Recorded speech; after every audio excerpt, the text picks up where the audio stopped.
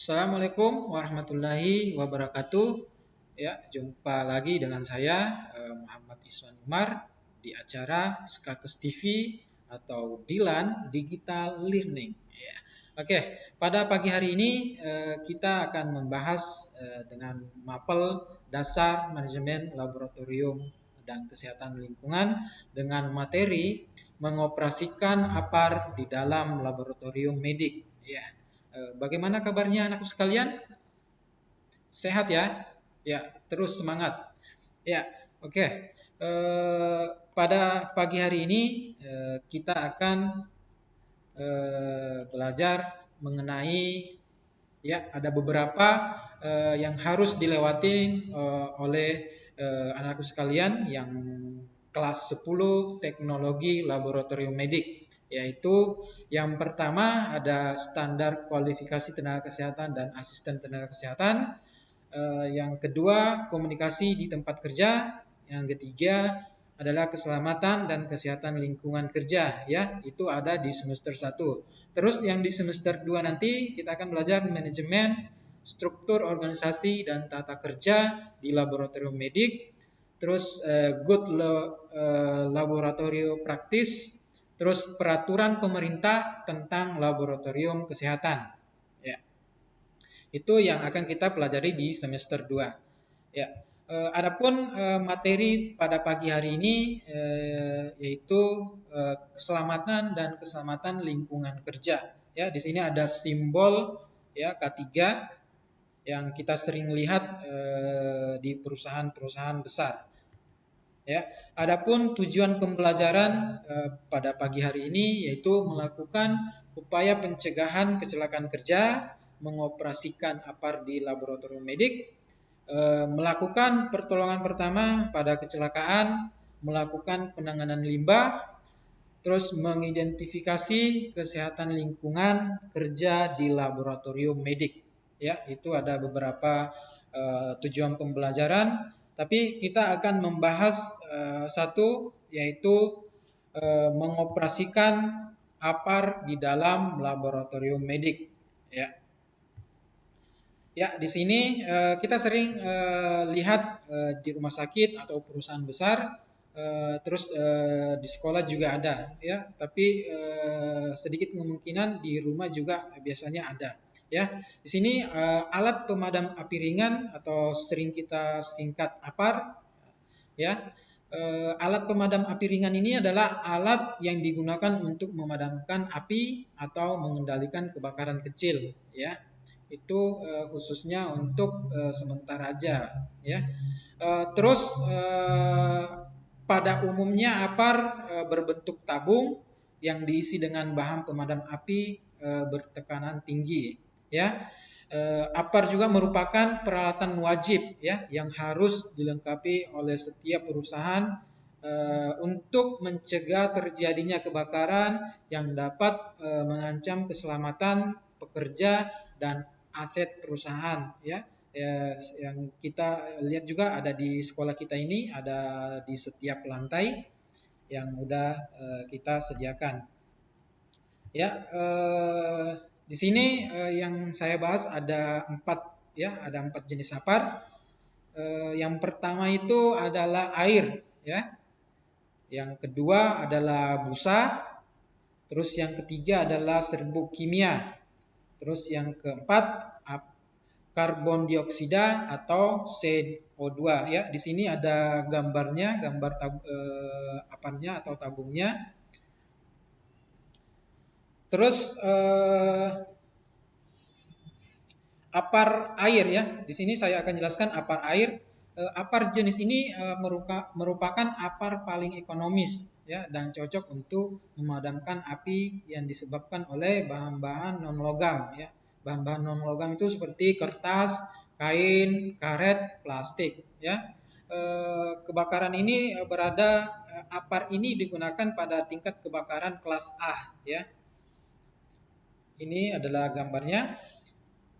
Terus yang kedua yaitu APAR busa. Ya, APAR busa adalah jenis APAR yang terdiri dari bahan kimia yang dapat membentuk busa Apar jenis busa ini efektif untuk memadamkan api yang timbul oleh bahan-bahan non-logam seperti kertas, kain, kertas, dan lain-lain. Ya, di tingkat kebakaran ini ada di kelas A, ya, serta kebakaran yang disebabkan oleh bahan cair yang mudah terbakar seperti minyak, alkohol, dan sebagainya. Ya, ini adalah gambarnya apar busa. Ya, terus yang ketiga yaitu serbuk kimia, ya. Jenis ini terdiri dari serbuk kering kimia yang merupakan kombinasi dari monoamonium dan amonium sulfat, ya. Apar jenis ini serbuk kimia merupakan alat api yang serbaguna karena efektif untuk memadamkan kebakaran pada hampir semua kelas kebakaran, ya, seperti kelas A, B, dan C, ya. Apar ini tidak disarankan untuk digunakan dalam industri karena akan mengotori dan merusak peralatan produksi di sekitarnya, ya. Dan umumnya ini biasanya digunakan pada mobil. Terus yang keempat yaitu apar karbon dioksida atau CO2, ya. Apar karbon dioksida ini adalah jenis apar yang menggunakan bahan karbon dioksida sebagai bahan pemadamannya. Apar ini sangat cocok untuk kebakaran kelas B, ya, bahan cair yang mudah terbakar. Terus kelas C yaitu instalasi listrik yang bertegangan, ya.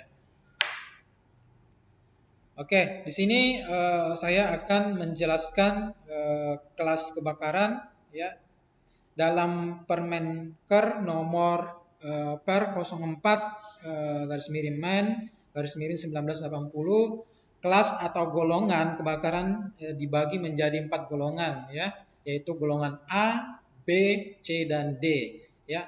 Kebakaran kelas A merupakan kebakaran yang disebabkan oleh bahan-bahan pada non-logam seperti kertas, kain, plastik, dan lain sebagainya. Jenis apar ini cocok digunakan adalah air, ya, apar air, busa, dan serbuk kimia, ya. Oke, terus yang kebakaran kelas B. Kebakaran kelas B ini merupakan kelas kebakaran yang disebabkan oleh bahan-bahan cair yang mudah terbakar, ya, seperti solar, oli, alkohol, metanol, dan lain sebagainya. Ya, jenis apar ini cocok pada apar karbon, busa, dan serbuk kimia. Oke, terus yang kebakaran kelas C. Kebakaran kelas C ini merupakan kelas kebakaran yang disebabkan oleh instalasi listrik, ya, yang bertegangan. Apar yang cocok adalah apar karbon dioksida atau serbuk kimia, ya. Terus yang di kebakaran kelas D ini merupakan kebakaran yang dikarenakan oleh bahan-bahan logam yang mudah terbakar seperti sodium, magnesium, dan lain sebagainya. Ya, kebakaran jenis ini perlu apar khusus, ya. Dia perlu apar khusus untuk memadamkannya. Ya, di sini saya mempunyai video cara penggunaan apar, ya. Kita simak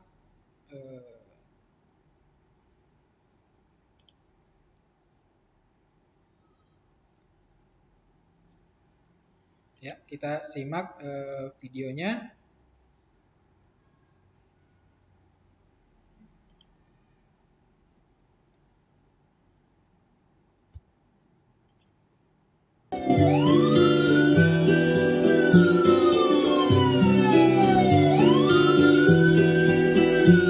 Ya, dalam video ini nanti akan dijelaskan bagian-bagian apar, terus cara penggunaannya di suatu ruangan dengan media kebakaran itu dengan instalasi listrik, ya.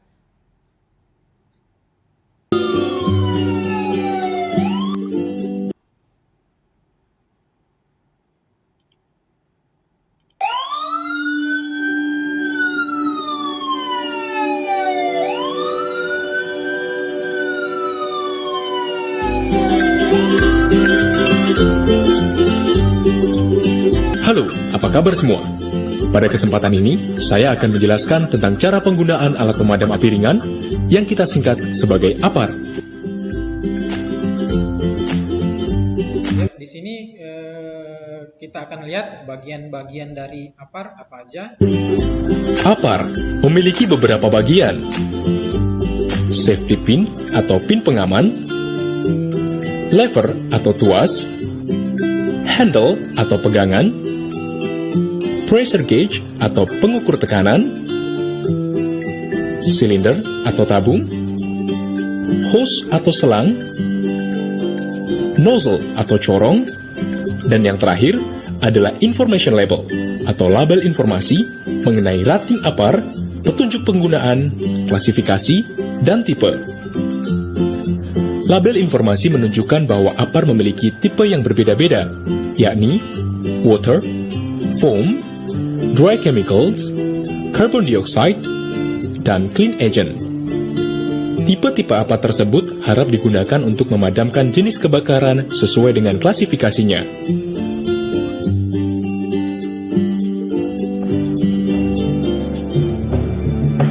Ya, di sini kita akan menyaksikan langkah-langkah menggunakan APAR. Ya. Saat terjadi kebakaran, pastikan klasifikasi sumber api. Kemudian, segeralah menuju lokasi penyimpanan APAR yang sesuai. Sebelum digunakan, cek isi tabung pada pengukur tekanan. Pastikan jarum petunjuk ada pada posisi hijau. Catatan penting bagi para penanggung jawab APAR untuk selalu merawat dan mengisi ulang sehingga siap digunakan setiap saat. Letakkan APAR sejajar dengan tubuh. Hindari posisi kepala di atasnya. Tahan APAR sambil melepas pin pengamannya. Periksa tekanan APAR dengan cara mengarahkan corong ke atas, lalu tekan tuas beberapa kali. Setelah memastikan semua berfungsi dengan baik, angkat tabung APAR dengan menggenggam pegangannya. Untuk menghindari isi tabung keluar dengan tidak sengaja, jangan membawa APAR dengan posisi tangan menggenggam tuasnya. Sampai di lokasi kebakaran, ambillah jarak dari sumber api kurang lebih 2-3 meter. Apabila terjadi di luar ruangan, pastikan posisi kita tidak berlawanan dengan arah angin. Angkat tabung APAR dan arahkan corong ke sumber api. Lepaskan isi tabung dengan menekan tuasnya. Kemudian, kibaskan corong untuk mengatur arah semburannya hingga merata. Setelah api berhasil dipadamkan, masukkan kembali pin pengaman tuas. Lalu, simpan APAR pada tempatnya.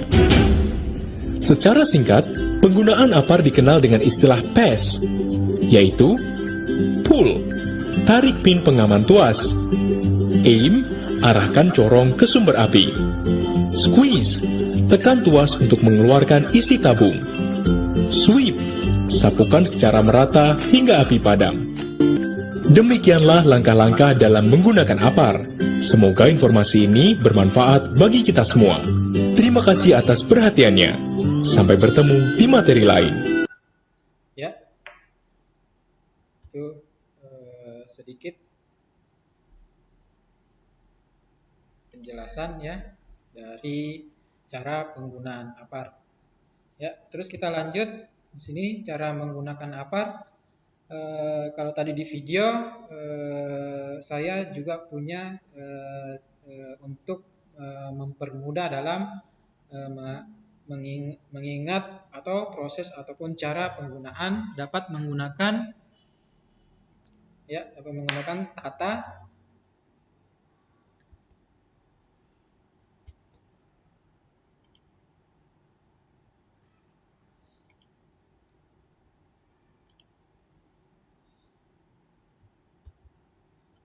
ya. Di sini ada untuk mempermudah dalam mengingat proses ataupun cara menggunakannya dapat menggunakan singkatan TATA, yaitu tarik pin pengaman APAR, yang kedua arahkan corong ke sumber api, terus tekan pemicu atau tuas untuk menyemprotkan, terus ayunkan ke seluruh sumber api.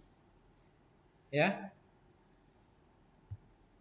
Terus di sini kita lihat ada bagian-bagian apar. Ini sama yang tadi dijelaskan dalam video, yaitu ada pengukur tekanan, ada tuas, ada pegangan, ada pin, ada label penggunaan, ada tabung, ada corong, ada selang. Ya, di sini saya mempunyai salah satu contoh apar, yaitu jenis powder, ya. Di sekolah kita ini menggunakan jenis powder. Sedikit saya juga akan menjelaskan di sini bagian-bagiannya, ya. Yang pertama itu yang di atas itu adalah tuas, ya. Terus yang ini adalah pegangan. Yang di sini adalah pengukur tekanan. Yang di belakangnya ini ada pin, ya, pin pengaman. Terus ada selang, ada corong, ada tabung, ada label penggunaan, ya. Itu adalah salah satu contoh dari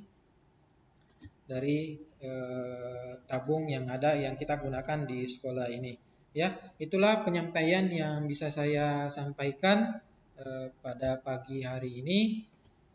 Mudah-mudahan bermanfaat bagi kita semua. Sekian dari saya. Assalamualaikum warahmatullahi wabarakatuh.